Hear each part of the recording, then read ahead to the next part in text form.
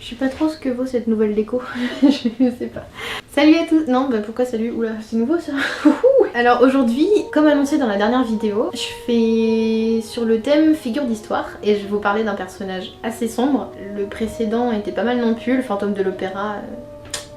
C'était bien sympa. Mais celui-là, c'est encore un autre style. Donc là, ouais, on va parler d'un type bien sympathique. Gilles de Rais, maréchal de France, baron de Rais, alias Barbe Bleue.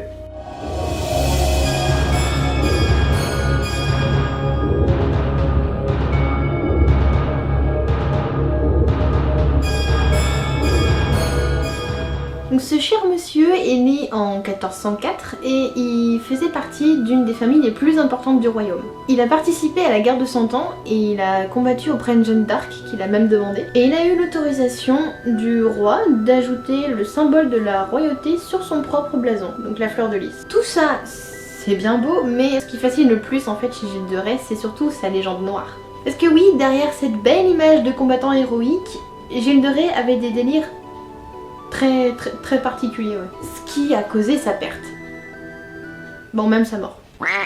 Gilles de Rais, ou Gilles de Rais, ou de Rais, a d'abord eu une éducation respectable jusqu'au jour où il est devenu orphelin à l'âge de 11 ans. Par la suite, c'est son grand-père maternel, Jean de Craon, qui l'a élevé d'une manière un peu particulière. En fait, il le laissait faire ce qu'il voulait et il l'encourageait même à désobéir dans tous les domaines, que ce soit royal, religieux, et aussi à employer la force plutôt que la raison. Et alors assez vite, dès l'âge de 15 ans, Gilles de Rais sait manier les armes et il participe à des combats où il se montre très engagé. En 1422, il a épousé Catherine de Thouars, avec qui il a eu une fille unique, Marie, quelques années plus tard. Et il a donc combattu auprès de Jeanne d'Arc pendant la guerre de 100 ans pour le royaume de France. Pendant ce conflit, Gilles de Rais il a dirigé une armée angevine et avec Jeanne d'Arc, il a aidé à mettre fin au siège d'Orléans. Ce qui lui a valu de devenir maréchal de France en 1429. Et donc maréchal de France, c'est une distinction qui donne un certain rôle militaire. Mais à la fin de l'année 1432, le grand-père de Gilles de Rais est décédé et c'est là qu'il y a un changement qui s'est fait chez Gilles de Rais radicalement. Déjà, il a dilapidé sa fortune à droite, à gauche, ce qui le faisait bien voir. Par exemple, il a sa propre collégiale à Machecoul et il lance la fondation des Saints Innocents. Lol. Et à Orléans, il fait réaliser une mise en scène pour rendre hommage à Jeanne d'Arc. Et il fait réaliser aussi comme ça d'autres mises en scène qui éblouissent. Donc c'était ce genre de choses qu'il faisait bien voir. Il dépensait, mais il dépensait bien.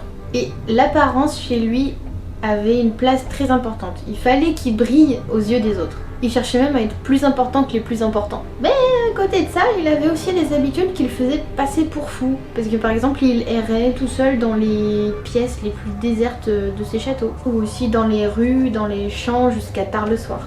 Et en même temps que tout ça, il s'est lancé dans la magie et l'alchimie. Donc l'idée c'était de trouver une recette mystérieuse qui permettait de ralentir la vieillesse ou même carrément de devenir immortel. Et sa volonté aussi, c'était de retrouver sa fortune qu'il avait dilapidée.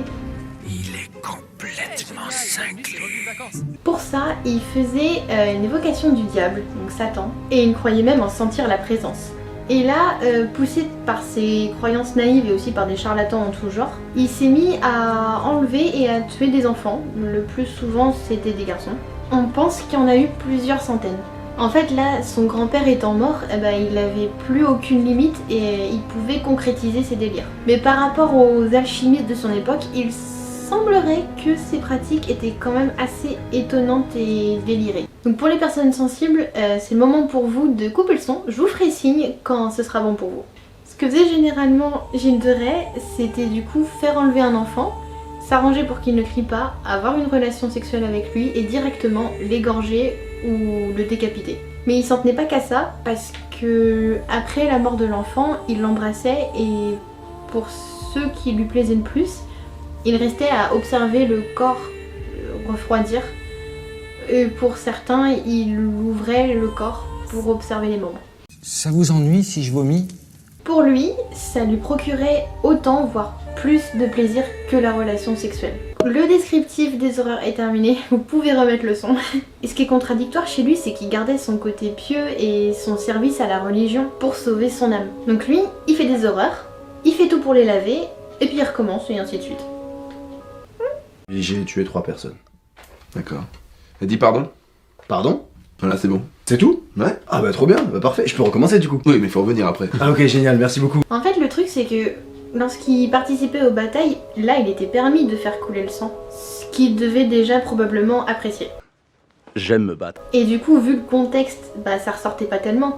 Mais quand sa carrière militaire s'est arrêtée, ce plaisir du sang a dégénéré et a pris une toute autre tournure. Mais on peut se demander si ses actions atroces et sadiques et sa contemplation des cadavres démembrés et de leur intérieur, c'est pas lié à un très fort questionnement sur le corps et sur la mort en elle-même, qui a toujours été un mystère, même encore aujourd'hui. Ce qui le fascinait le plus et qui lui procurait autant de plaisir, ça devait probablement être ce pouvoir qu'il avait de prendre une vie, d'ôter une vie et observer ce passage de la vie à la mort. Comment un corps perd la vie.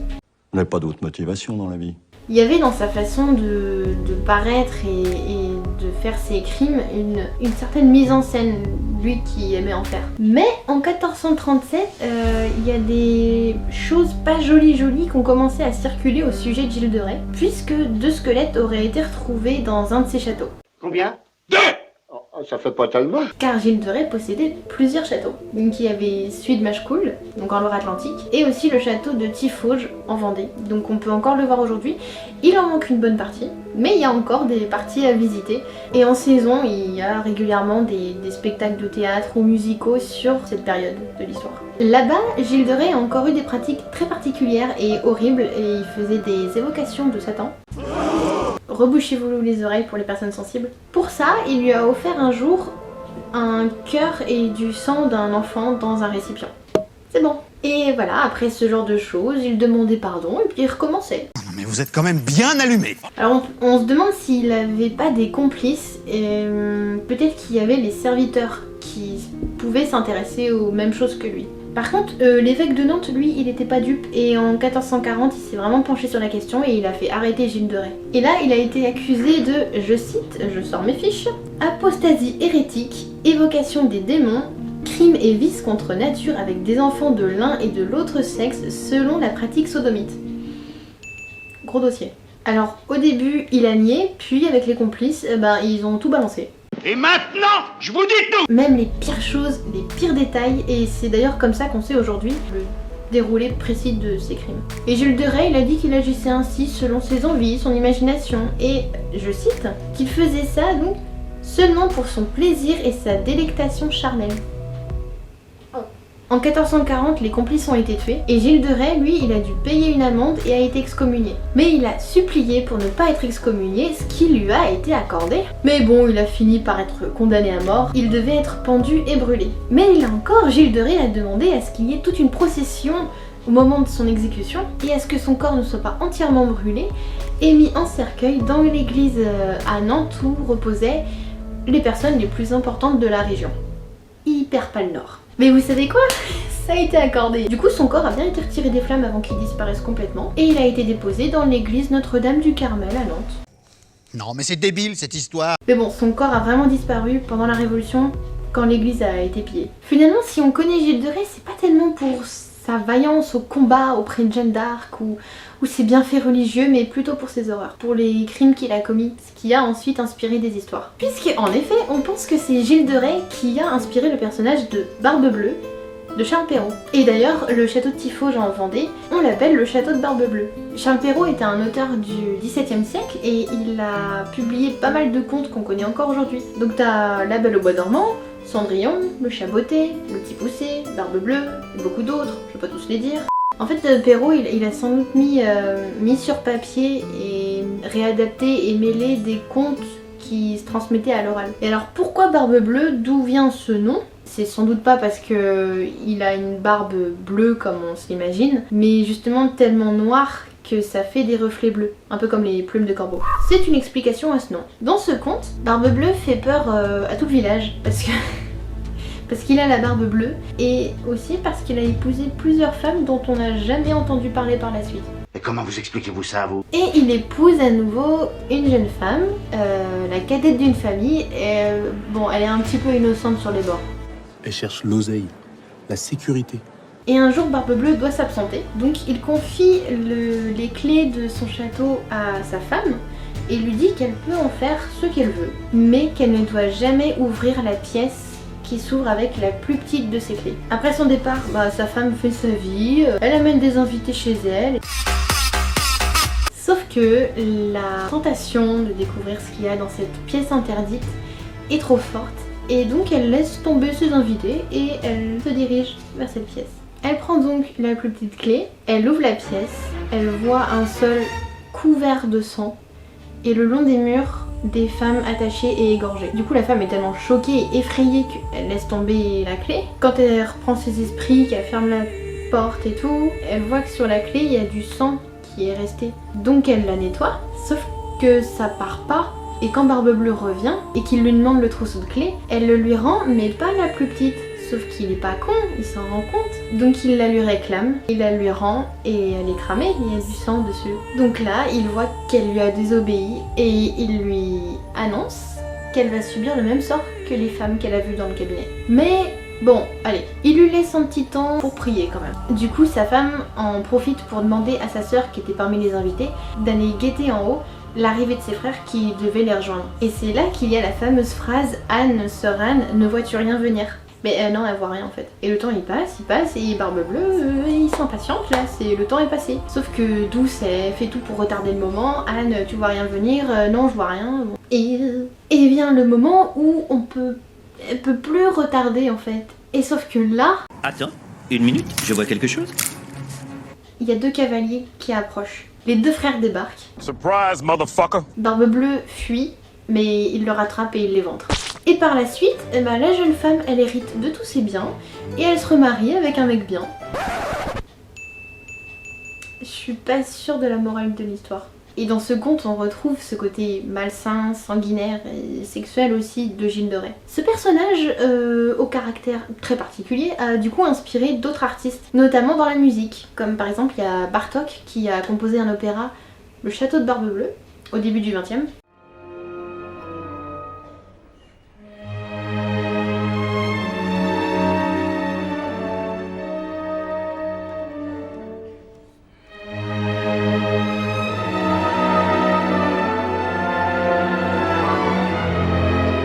Et il y a Offenbach aussi, qui a fait un opéra Barbe-Bleue. Mais lui, comme souvent dans ses œuvres, il a détourné et même parodié l'histoire. Et donc Barbe-Bleue, au lieu de tuer les femmes et les mettre dans un cabinet, il en fait un harem. Non, c'est une autre vision des choses, hein.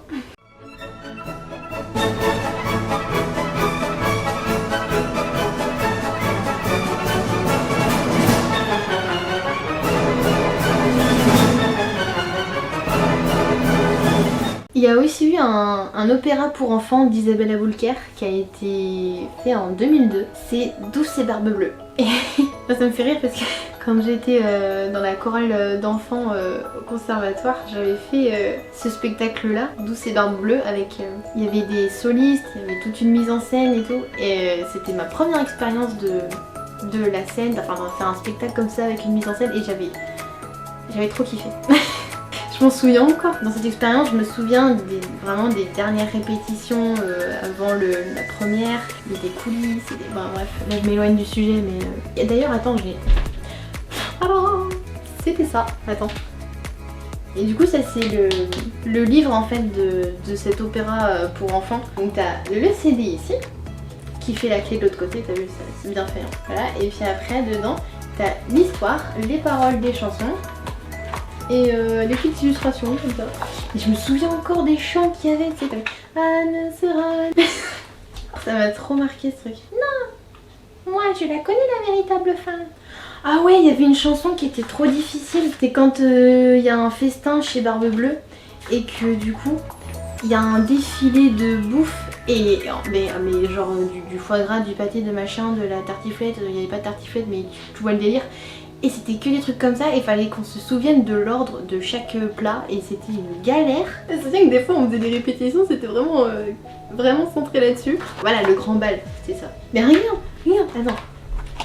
T'as médaillon de foie gras, gigot d'agneau en chemise, ballotin de canard, sauté de bœuf aux olives. Et en plus c'était des trucs, enfin ça nous parle pas, genre ballotin de canard. Bref, que de souvenirs. Mais ce genre de projet, du coup, des opéras pour enfants et du coup à monter comme ça avec une chorale et des solistes en plus et quelqu'un qui vient pour la mise en scène, et enfin vraiment c'est des projets super cool. Ça fait une belle expérience et une première approche du coup aussi au monde au monde artistique, du spectacle et tout ça. Et j'en garde un bon souvenir du coup. Et bah voilà, c'est fini pour cette histoire sanglante. J'espère que ça vous a plu. Je sais pas si j'ai envie de le savoir en fait, parce que ça peut être bizarre après. Je vous dis à la prochaine, prenez soin de vous et bisous.